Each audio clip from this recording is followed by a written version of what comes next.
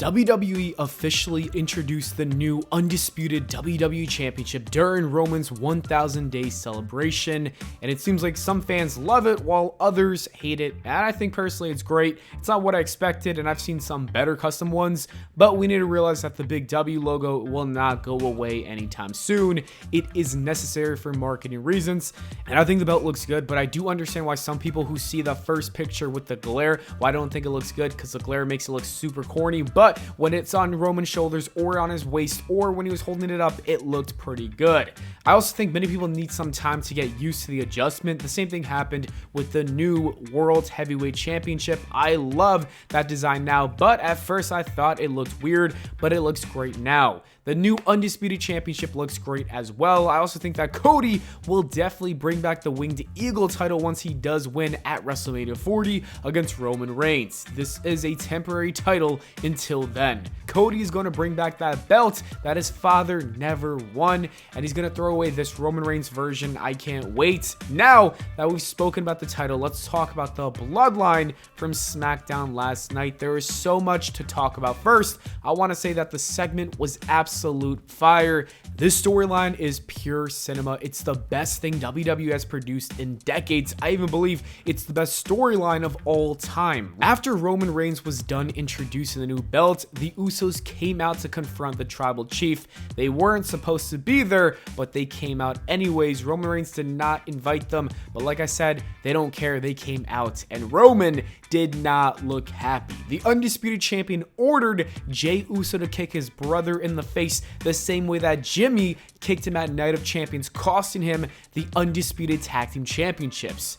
Jey did not follow his orders. He just looked so conflicted and depressed at the same time. I love this man's facial reactions. His brother and his cousin got this man looking so depressed, and I feel so bad for him. Jey Uso's facial expressions during this entire run since 2020 has been superb. He can say so much without saying any actual words, and that is a powerful tool to have, and many people, a lot of people don't have it. Majority don't. Only the all-time greats do. And I think that Jey Uso is a part of that rare group.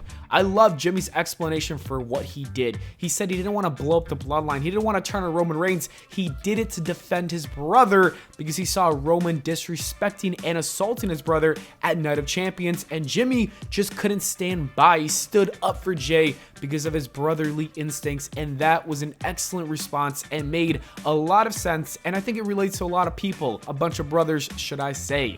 And then he went deeper into the problem and said that Roman is losing his mind. He's manipulating everyone, abusing everyone, and disrespecting the family for a while now.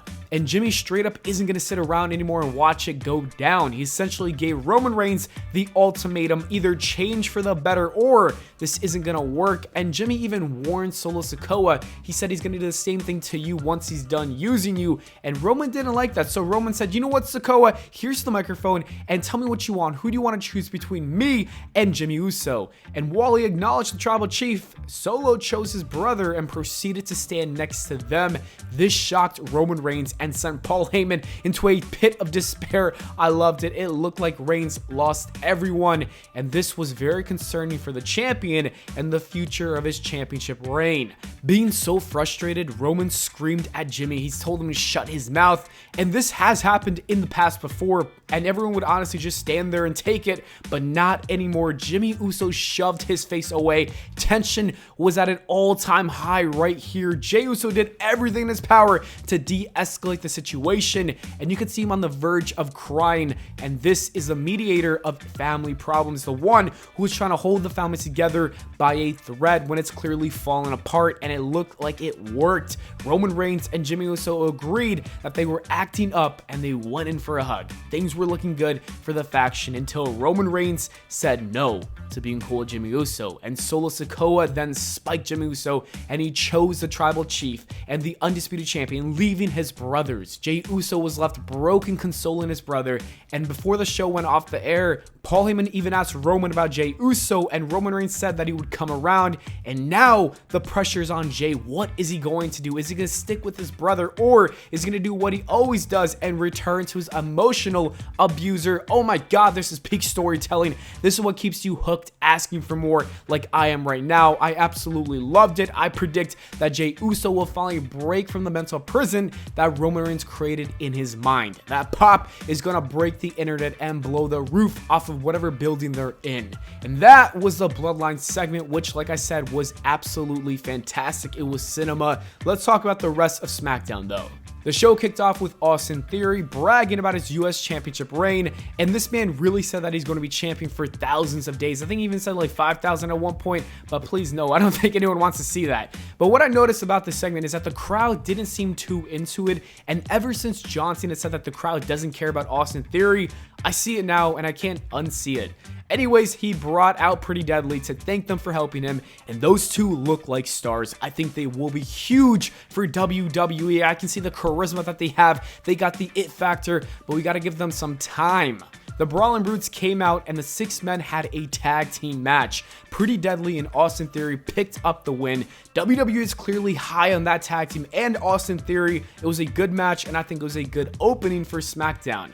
The OC then took on Hit Row in the next match, which was kind of underwhelming. It wasn't anything too special. I think this was done just to give Carl Anderson and Luke Gallows some much needed momentum. They desperately needed it. It ended with AJ Styles hitting a phenomenal forearm to Top Dollar, and like I said, this was kind of just there. Not much to say about it.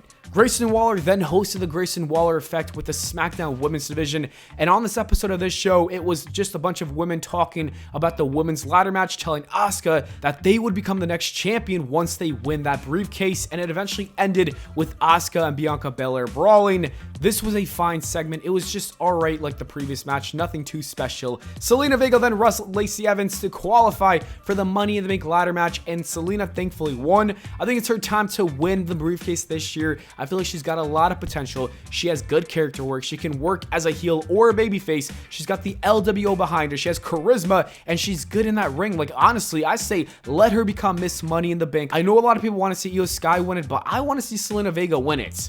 And the last thing we have to talk about to end this video is LA Knight versus Montez Ford. First, I don't know why Triple H had these two competing against each other when they should have been in the ladder match together. They should not be competing for a spot. But despite that booking mistake, it was clear that the fans wanted one winner for this match, and it wasn't Montez Ford. LA Knight got an insane reaction. The people love this man, and the WWE, they can't ignore it anymore. The fans have chosen this man as the next guy in line. They want to see him be pushed. Montez Ford was getting boos because he's in the ring with LA Knight. Thankfully, WWE made the right decision, and now they need to make another right decision and have LA Knight become LA Money in the Bank. The SmackDown was pretty solid. I'll give it an 8 out of 10. The Bloodline segment really carried, and then you also had LA Knight winning, which was great. What are your thoughts on this episode? Let me know in the comments below. Thanks for watching, and I'll see you all in the next video.